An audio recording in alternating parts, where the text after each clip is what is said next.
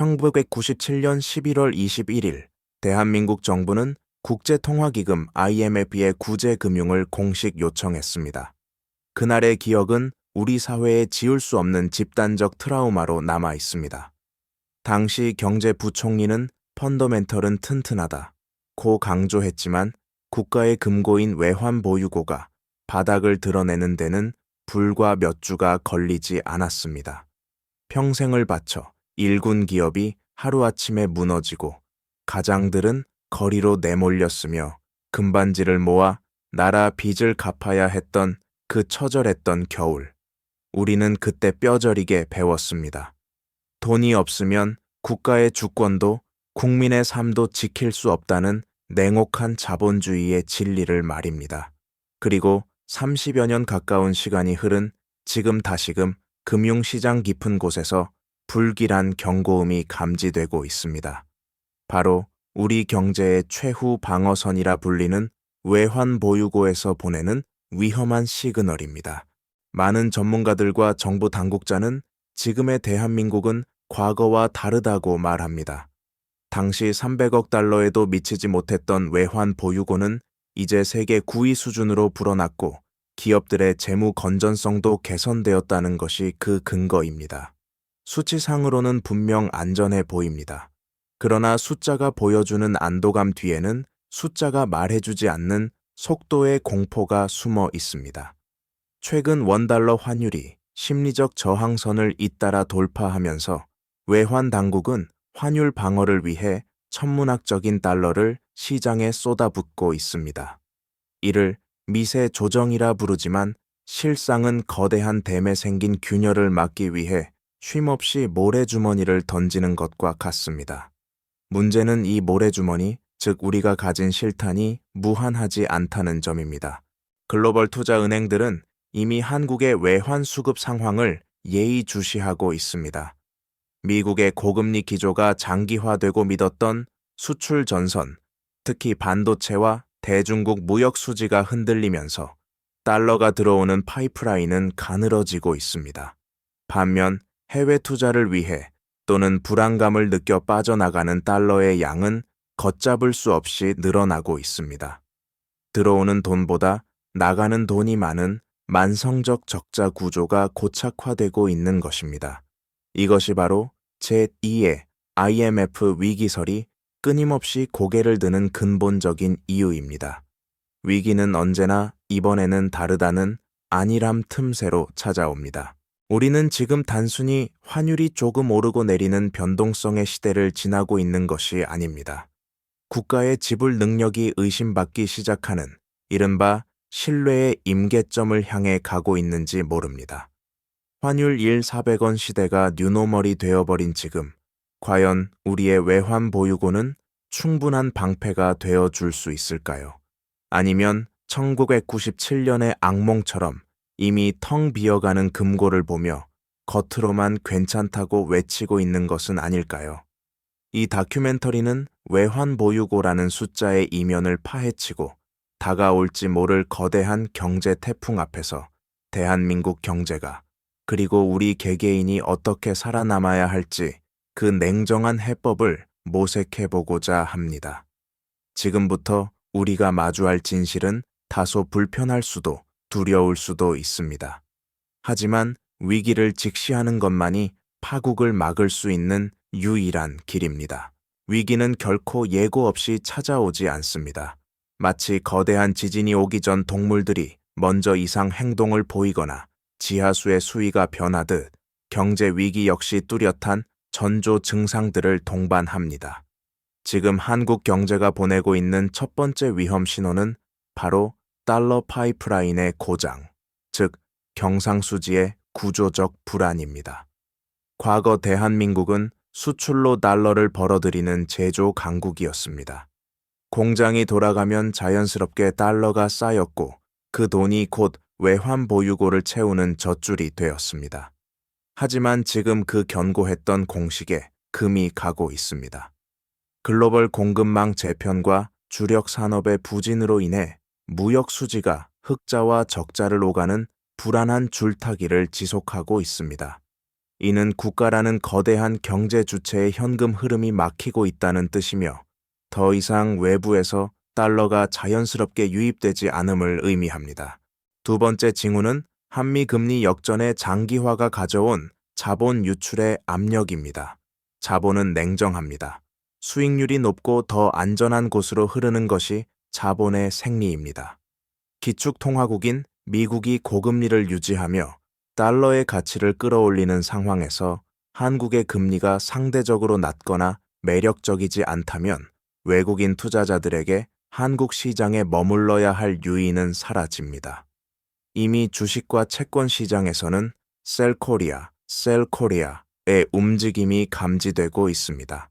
단순히 돈이 빠져나가는 현상을 넘어 한국 경제를 바라보는 해외의 시선이 차가워지고 있다는 증거는 국가 부도 위험을 나타내는 CDS 프리미엄의 미세한 등락에서도 확인할 수 있습니다. 수치가 조금씩 들썩인다는 것은 냉철한 월가, 월스트리트의 투자자들이 한국 경제의 상환 능력에 대해 물음표를 던지기 시작했다는 무언의 경고입니다. 마지막으로 가장 우려스러운 징후는 외환 보유고의 질적 미스터리입니다. 정부는 수치상 외환 보유고가 충분하다고 안심시키지만 시장은 그 내용물을 의심합니다. 장부에 적힌 총액 중 위기 발생 시 즉시 현금화해서 쓸 수 있는 가용 외환 usable reserves, 실제로 얼마나 되는지는 매우 중요한 문제입니다. 상당 부분이 유동성이 낮은 자산이나 즉시 매각이 어려운 채권에 묶여 있다면 장부상의 숫자는 허상에 불과할 수 있습니다. 불이 났을 때 소화전의 물탱크가 꽉 차 있어도 밸브가 녹슬어 열리지 않는다면 무용지물인 것과 같습니다. 지금 시장은 끊임없이 묻고 있습니다. 한국은 정말로 안전한가? 이 질문에 대해 환율 금리 수지라는 경제 지표들은 경계 태세가 필요하다는 불길한 시그널을 보내고 있습니다. 댐에 생긴 미세한 균열을 단순히 페인트로 덮어 가리려 한다면 그 다음 순서는 걷잡을 수 없는 붕괴뿐일 것입니다. 경제 충격은 마치 정교하게 세워진 도미노와 같아서 환율이라는 첫 번째 칩이 쓰러지면 실물 경제 전체가 걷잡을 수 없는 속도로 무너져 내리는 메커니즘을 가지고 있습니다. 많은 이들이 환율 상승을 단순히 해외여행 경비가 비싸지거나 직구 물품 가격이 오르는 정도의 불편함으로 인식하지만 국가 경제 차원에서 환율 급등은 고통스러운 비용 인상 인플레이션의 반가쇠가 됩니다. 에너지를 전량 수입에 의존하고 원자재를 가공해 수출하는 한국 경제 구조상 원달러 환율의 폭등은 수입 물가의 수직 상승으로 직결됩니다. 공장을 돌리는 전기료 가스비부터 밥상 물가까지 모든 비용이 치솟게 되고 이는 곧바로 기업의 수익성 악화와 서민들의 실질 소득 감소로 이어집니다. 더욱 치명적인 단계는 그 다음입니다.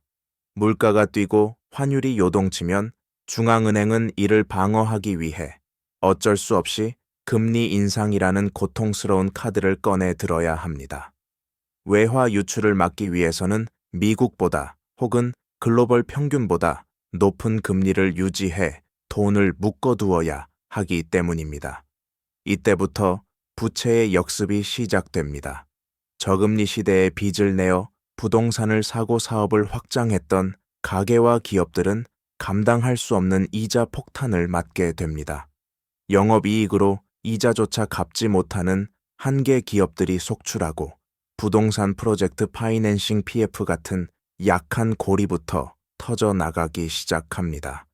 이것이 금융권의 부실로 전이되면 은행들은 살기 위해 대출문을 걸어 잠그는 신용경색 크레딧 크런치이 발생합니다. 돈맥경화가 오면 아무리 건실한 기업이라도 일시적인 자금 융통이 막혀 쓰러지는 흑자 부도의 공포에 시달리게 됩니다. 기업이 무너지면 일자리가 사라지고 일자리를 잃은 가게는 소비를 줄이며 소비 위축은 다시 기업의 매출 하락으로 이어지는 죽음의 나선 구조, death spiral가 완성됩니다. 이 과정에서 주식과 부동산 등 자산 가치는 폭락하고 평범한 중산층이 빈곤층으로 추락하는 계층 이동의 사다리가 끊기게 됩니다. 우리가 두려워하는 경제 위기의 실체는 단순히 수치상의 불황이 아니라 이처럼 금융의 충격이 실물 경제의 핏줄을 막아버려 사회 전체의 활력을 괴사시키는 잔혹한 연쇄 반응 그 자체입니다. 역사는 반복된다는 격언은 경제사에서 가장 잔인한 형태로 증명되곤 합니다. 지구촌 곳곳에서 벌어진 국가 부도의 사례들을 들여다보면 그 몰락의 과정이 지금 우리의 현실과 소름 끼칠 정도로 닮아 있다는 사실에 전율하게 됩니다. 한때 남미의 부국으로 불렸던 아르헨티나와 석유 재벌, 베네수엘라의 비극은 방만한 재정과 외환 관리 실패가 어떤 결말을 맺는지 보여주는 가장 극적인 반면교사입니다. 정부가 빚을 내어 선심성 정책을 남발하고 펀더멘털이 무너진 상황에서도 환율을 억지로 방어하려다 외환 보유고를 탕진했습니다. 그 대가는 참혹했습니다. 자국 통화의 가치는 휴지 조각으로 전락했고 국민들은 쓰레기통을 뒤지며 생존을 위협받아야 했습니다. 외환 보유고라는 국가의 신용 보증 수표가 바닥났을 때 국가는 더 이상 국민을 보호할 수 없는 무정부 상태나 다름없는 혼란에 빠지게 됩니다. 더욱 주목해야 할 것은 최근 튀르키예 터키의 사례입니다. 튀르키예는 인플레이션이 심화되는 상황에서도 금리를 인하하는 이른바 역주행 통화 정책을 고집했습니다. 경제 논리보다 정치 논리가 앞선 결과였습니다. 시장은 즉각 반응했습니다. 리라화 가치는 폭락했고 외국인 투자자들은 썰물처럼 빠져나갔습니다. 중앙은행에 대한 시장의 신뢰가 한번 무너지자 백약이 무효했습니다. 환율을 방어하기 위해 보유하고 있던 달러를 쏟아부었지만 밑 빠진 독에 물 붓기였습니다. 결국 남은 것은 살인적인 물가 상승과 피폐해진 민생뿐이었습니다. 이는 정책의 실패와 시장 신뢰 상실이 외부의 충격보다 더 무서운 내부의 적임을 시사합니다. 1997년 아시아 외환위기 당시 태국과 인도네시아, 그리고 한국의 모습도 본질적으로 다르지 않았습니다. 단기 외채 비율이 치솟고 경상수지 적자가 누적되는데도 펀더멘털은 양호하다는 주문만 외우며 구조 조정의 골든타임을 놓쳤습니다. 글로벌 투기 자본이 취약해진 틈을 노리고 공격을 시작했을 때 이미 고가는 비어 있었고 방어할 무기는 없었습니다. 이들 국가의 공통점은 명확합니다. 위기의 시그널을 일시적인 현상이나 외부 요인 탓으로 돌리고 뼈를 깎는 개혁 대신 빚으로 연명하려 했다는 점입니다. 지금 우리가 목격하고 있는 글로벌 경제의 파산 사례들은 먼 남의 나라 이야기가 아닙니다.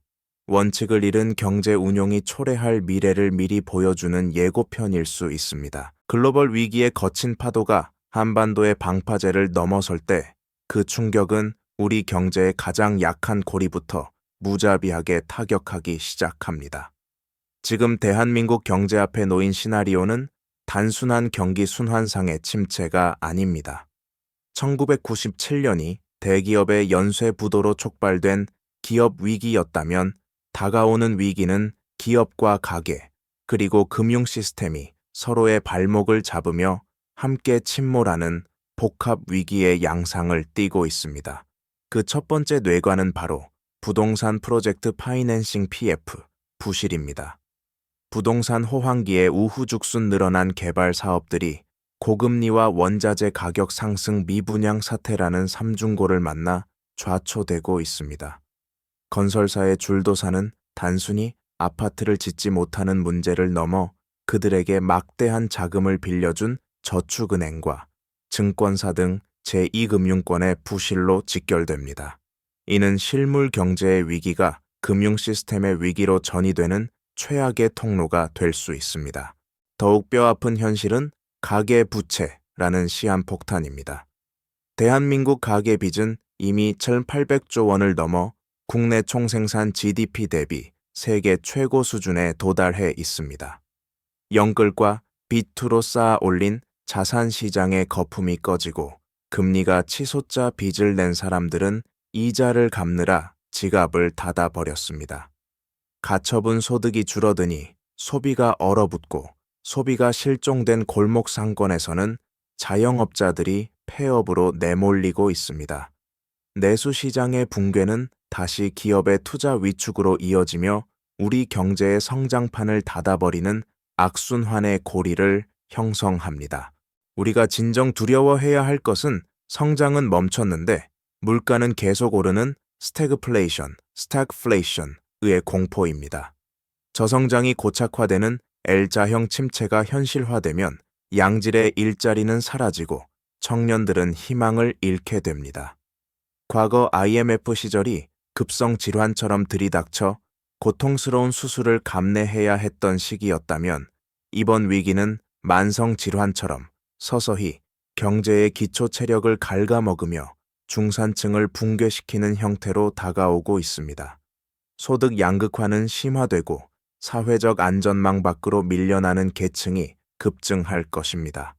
이것은 단순한 경제 지표의 하락을 넘어 대한민국이라는 사회 공동체의 지속 가능성을 위협하는 구조적 재난이 우리 턱 밑까지 차올랐음을 의미합니다. 거센 폭풍 우 앞에서 배의 키를 잡고 있는 정부와 중앙은행의 고뇌는 깊어질 수밖에 없습니다.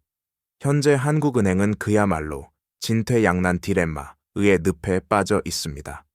교과서적인 경제 이론에 따르면 환율이 급등하고 자본 유출이 우려될 때 중앙은행이 취해야 할 행동은 명확합니다. 금리를 올려 화폐 가치를 방어하는 것입니다. 하지만 지금 대한민국에서 금리 인상은 곧 가계부채의 뇌관을 건드리는 자살 행위와도 같습니다. 금리를 올리자니 L800조 원의 빚더미에 깔린 가계와 부동산 시장이 붕괴할 위기이고 동결하거나 내리자니 한미 금리 격차가 벌어져 외환 위기를 자초하는 형국입니다. 이것이 바로 경제학에서 말하는 불가능한 삼위일체, Impossible Trinity의 딜레마가 현실화된 가장 고통스러운 순간입니다. 정부는 통화 스왑 체결이나 국민연금의 해외 투자 자산 활용 등 각종 우회로를 통해 외환 시장의 안정을 꾀하고 있습니다. 이를 두고 당국은 다중 방어막이라 칭하지만 냉정하게 말해 이는 비가 올 때 잠시 빌려 쓰는 우산일 뿐 비 자체를 멈추게 할 수는 없습니다. 통화 스왑은 만기가 되면 갚아야 할 마이너스 통장과 같고 국민연금의 달러를 끌어다 쓰는 것 역시 미래 세대의 노후 자금을 현재의 위기 방어에 사용하는 임시방편에 불과합니다. 시장은 정부의 구두 개입이나 미세 조정만으로는 거대한 글로벌 자금의 이탈 흐름을 되돌릴 수 없다는 것을 이미 간파하고 있습니다. 근본적인 문제는 단순한 유동성 부족이 아니라 한국 경제의 기초 체력과 성장 잠재력에 대한 신뢰가 흔들리고 있다는 점이기 때문입니다. 결국 정부가 할 수 있는 최선의 대응은 솔직해지는 것입니다. 펀더멘털은 튼튼하다는 낡은 레퍼토리를 반복하며 위기를 감추려 하기보다는 현재의 상황이 엄중함을 국민에게 알리고 고통 분담을 요구해야 합니다. 좀비 기업을 정리하는 기업 구조, 조정방만한 재정 지출의 축소, 그리고 에너지 효율화와 같은 구조 개혁을 통해 경제의 체질 자체를 바꾸지 않는다면 어떠한 금융 정책도 언발의 오줌 누기에 그칠 것입니다. 외환 보유고를 헐어 환율을 방어하는 것은 시간을 벌어줄 뿐입니다. 그 벌어놓은 시간 동안 뼈를 깎는 개혁이 수반되지 않는다면 그 끝에 기다리고 있는 것은 바닥난 금고와 함께 찾아올 더 큰 파국뿐입니다. 지금 정부에게 필요한 것은 달러를 푸는 손이 아니라 썩은 살을 도려낼 수 있는 결단력입니다. 국가가 흔들릴 때 가장 먼저 그리고 가장 처참하게 부서지는 것은 준비되지 않은 개인의 삶입니다. 그것이 경제의 거창한 담론 뒤에서 우리가 스스로에게 던져야 할 질문은 명확합니다. 이 거대한 파도 앞에서 내 자산을, 내 가족을 어떻게 지킬 것인가? 각자 도생 계지투성이라는 말이 서글픈 현실이 되어버린 지금 생존을 위한 첫 번째 절대 원칙은 현금 유동성의 확보입니다. 자산 가격이 상승하던 시기에는 대출을 끼고 부동산이나 주식을 사는 것이 미덕이었지만 지금 같은 고금리 고환율의 복합 위기 국면에서 과도한 레버리지는 나의 목을 조르는 흉기가 됩니다. 지금은 수익률을 쫓을 때가 아니라 잃지 않는 것에 집중해야 할 때입니다. 가능한 모든 수단을 동원해 부채, 특히 변동금리 대출을 줄이는 부채 다이어트를 최우선 순위에 두어야 합니다. 현금은 위기의 순간에 헐값에 나온 우량 자산을 주울 수 있는 기회이자 예기치 못한 충격으로부터 나를 지키는 방패입니다. 또한 자산의 포트폴리오를 원화에만 집중하는 리스크를 분산해야 합니다. 대한민국 경제가 위기에 처하면 원화 가치는 하락할 수밖에 없습니다. 내 모든 자산이 국내 부동산과 원화 예금으로만 구성되어 있다면 위기 시 나는 가만히 있어도 내 재산이 실시간으로 증발하는 것을 지켜봐야 합니다. 일정 비율 이상을 달러나 금과 같은 안전 자산으로 분산해두는 통화, hedge currency hedge 전략이 필수적입니다. 이는 환차익을 노리는 투기가 아니라 원화 가치 급락에 대비해 내 구매력을 보존하기 위한 최소한의 보험입니다. 달러 예금, 미국 국채 등 접근하기 쉬운 방법부터 시작해 내 자산의 국적을 다양화하는 것이 필요합니다. 마지막으로 가장 중요한 것은 본업의 경쟁력을 지키는 것입니다. 자산 시장이 얼어붙고 투자가 실패하더라도 매달 통장에 꽂히는 근로소득이나 사업소득이 견고하다면 우리는 버틸 수 있습니다. 불황기에는 꾸준한 현금 창출 능력이 곧 생존 능력입니다.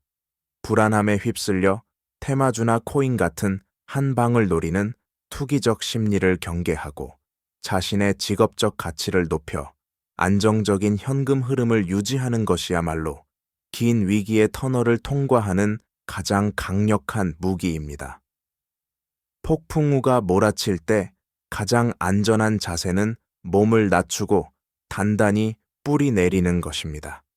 지금은 공격수가 아닌 철저한 수비수가 되어야 할 시기입니다. 지금 울리는 경고음은 우리에게 절망을 주기 위함이 아니라 아직 방향을 돌릴 수 있는 기회가 남아있음을 알리는 마지막 신호일지 모릅니다.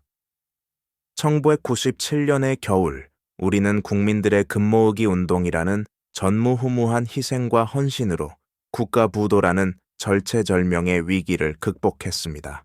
하지만 30년이 지난 지금 만약 똑같은 위기가 다시 찾아온다면 과연 우리는 또다시 장롱 속의 금반지를 꺼내어 나라를 구할 수 있을까요? 그리고 시스템의 실패를 국민의 애국심으로 메꾸는 방식이 과연 21세기에도 유효한 해결책이 될 수 있을까요?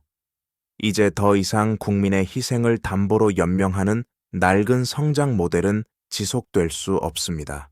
외환 보유고라는 숫자의 안락함에 취해 있을 것이 아니라 병든 경제의 체질을 근본적으로 바꾸는 고통스러운 혁신을 시작해야 할 때입니다. 우리가 살고 있는 세계는 과거와 완전히 달라졌습니다.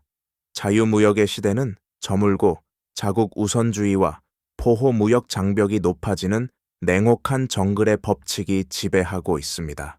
미국도 중국도 그 누구도 대한민국의 안위를 대신 책임져 주지 않습니다. 이러한 격변의 시기에 진정한 외환 보유고는 중앙은행 창고에 쌓인 달러 뭉치가 아닙니다. 어떤 외풍에도 흔들리지 않는 초격차 기술력 투명하고 선진화된 금융 시스템, 그리고 무엇보다 정부 정책에 대한 시장과 국민의 견고한 신뢰야말로 우리를 지켜줄 진짜 자산입니다. 이 무형의 자산들이 고갈된다면 수천억 달러의 외환 보유고도 신기루처럼 순식간에 사라질 수 있음을 역사는 증명하고 있습니다. 대한민국 경제는 지금 중대한 갈림길에 서 있습니다. 과거의 성공 방정식에 갇혀 서서히 끓어오르는 냄비 속의 개구리처럼 도태될 것인가, 아니면 뼈를 깎는 구조 개혁을 통해 다시 한번 도약의 발판을 마련할 것인가? 우리에게 허락된 골든타임은 그리 길지 않습니다. 위기 웨이지라는 단어에는 위험과 기회가 공존한다고 합니다.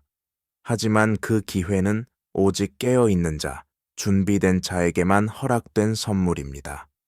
제2의 IMF라는 유령은 우리가 현실을 외면하고 눈을 감을 때 비로소 실체가 되어 우리를 덮쳐올 것입니다. 그러나 우리가 그 위험한 시그널을 직시하고 지금 당장 행동한다면 다가오는 파도는 우리를 삼키는 재앙이 아니라 더 높은 곳으로 이끄는 기류가 될 수도 있습니다. 지금 당신은 그리고 우리는 무엇을 준비하고 있습니까? 진실을 마주하는 용기만이 우리를 구원할 것입니다. 다큐멘터리의 본편은 마무리되었지만 시청자들의 가장 큰 궁금증은 결국 그래서 앞으로 어떻게 될 것인가에 모아질 것입니다. 전문가들의 분석을 종합해 볼 때 향후 1년간 대한민국 경제가 마주할 수 있는 시나리오는 크게 세 가지로 압축됩니다. 첫 번째는 연착륙 소프트 랜딩 시나리오입니다. 이는 가장 희망적인 경우로 미국의 연방준비제도 페드가 예상보다 빠르게 금리를 인하하고 중국 경제가 부양책에 힘입어 회복세로 돌아서는 상황입니다. 이렇게 되면 한국의 수출이 다시 활기를 띠고 원달러 환율이 LG 100원대 중반으로 안정화되면서 외환 보유고에 대한 우려도 자연스럽게 해소될 것입니다. 이 경우 정부는 한숨 돌리며 미뤄왔던 구조 개혁을 차분하게 진행할 시간을 벌 수 있습니다. 두 번째는 현재의 고통이 길게 이어지는 스태그플레이션 고착화 시나리오입니다. 현재로서 가능성이 가장 높은 경우이기도 합니다. 고환율과 고물가가 유지되는 가운데 성장률은 1%대에 머무는 지지부진한 흐름이 지속됩니다. 기업들은 투자를 미루고 가게는 허리띠를 졸라매면서 경제의 활력이 서서히 떨어지는 냄비 속의 개구리 같은 상황입니다. 이때는 개개인의 지구력과 현금 관리 능력이 생존의 핵심이 됩니다. 세 번째는 최악의 경우인 하드 랜딩, 하드 랜딩, 즉 복합 위기의 현실화입니다. 지정학적 리스크 전쟁 유가 폭등가 돌출하거나 국내 부동산 PF 폭탄이 터지면서 금융 시스템이 마비되는 상황입니다. 환율이 1,500원을 돌파하고 외국인 자본이 썰물처럼 빠져나가며 제2의 외환 위기 공포가 엄습할 수 있습니다. 가능성은 낮지만 절대 배제할 수 없는 리스크입니다. 우리는 최상의 시나리오를 꿈꾸되 최악의 시나리오를 대비해야 합니다.